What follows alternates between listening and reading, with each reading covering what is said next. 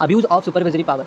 Power जो है और पॉलिटिकल स्किल्स जो है वो एनहांस करते हैं ऑर्गेनाइजेशनल फंक्शनिंग को और एम्प्लॉय का जॉब सैटिस्फैक्शन बढ़ाते हैं। लेकिन अगर इसको मिसयूज़ किया जाए तो उसका बुरा नतीजा भी हो सकता है। जो कुछ सुपरवाइजर्स है वो एक्सप्लॉइट करते हैं अपना पोजिशनल पावर और मिसट्रीट करते हैं सबऑर्डिनेट्स के साथ और वो मानते हैं कि पीपल तभी अच्छा काम करते हैं जब उनको थ्रेटन किया जाए, पनिश किया जाए। लेकिन ये सुपरवाइजर जो है वो कैरेट और स्टिक थ्योरी यूज़ करते हैं, है ना? और लेकिन फेवर स्टिक को ही करते हैं। तो ये डिमांड करते हैं अनरीजनेबल कंप्लायंस और belittle employees for minor mistakes और डाँटते एम्प्लॉइज़ को माइनर मिस्टेक्स के लिए और क्रिएट करते हैं ऑपरेसिव वर्क एनवायरनमेंट, है ना? जिसमें वो खुद की चलाते हैं और दूसरों को ऐसा मतलब एक्सप्लॉइट करते हैं। फिर two common forms of power abuse are sexual harassment और एथनिक हैरेसमेंट। तो सेक्सुअल हैरेसमेंट में क्या होता है, वो अनवांटेड सेक्सुअल बिहेवियर इन्वॉल्व करते हैं, जैसे कि किसी को भी इनअप्रोप्रिएटली फिजिकल कॉन्टैक्ट करना, है ना? ऑफेंसिव लैंग्वेज यूज़ करना या फिर रिपीटेड अनवेलकम एडवांसेस देना उनको, है ना?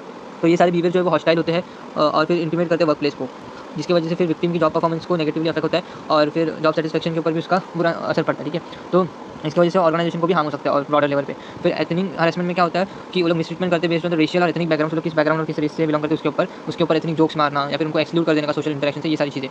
तो और हैरेसमेंट को सेक्सुअल अब्यूज़ बोलने के लिए अपने को मतलब ये पता होना चाहिए कि वो अनवांटेड और रिपीटेटिव होना चाहिए, है ना? तभी उसको वैसा कंसीडर करते हैं और वो हॉस्टाइल वर्क एनवायरनमेंट क्रिएट कर रहा होगा तो वन टाइम कमेंट्स और आइसोलेटेड इंसिडेंट्स अगर कुछ रहेंगे तो वो हैरेसमेंट में नहीं आता, ठीक है? वो तो अनलेस वो ऐसा एनवायरनमेंट बनाए, ठीक है? रिसर्च इंडिकेट करता है कि परसेप्शन ऑफ हैरेसमेंट जो है वेरी करता है इंडिविजुअल के इंटरप्रिटेशन के ऊपर भी और दूसरों के इंटेंशन और एक्शंस के ऊपर भी।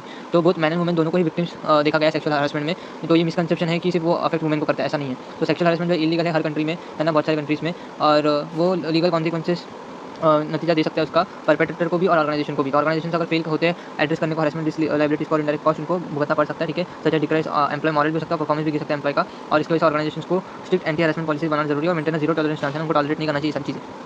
लीजिए उसको जॉइन कीजिए तो आपको ये सारे नोट जो माइनर फॉर्मेट में मिल जाएंगे और मैंने इधर इसलिए नहीं डाली क्योंकि शॉर्ट्स में उसका लिंक क्लिक नहीं हो पा रहा है। मैंने उधर स्टैंडर्ड सोर्स वाली वीडियो के नीचे डिस्क्रिप्शन में दिया हुआ है, ठीक है? और अगर आपको वीडियो अच्छी लगी तो लाइक कीजिएगा, कमेंट कीजिएगा, शेयर कीजिएगा, सब्सक्राइब कीजिएगा। Thank you.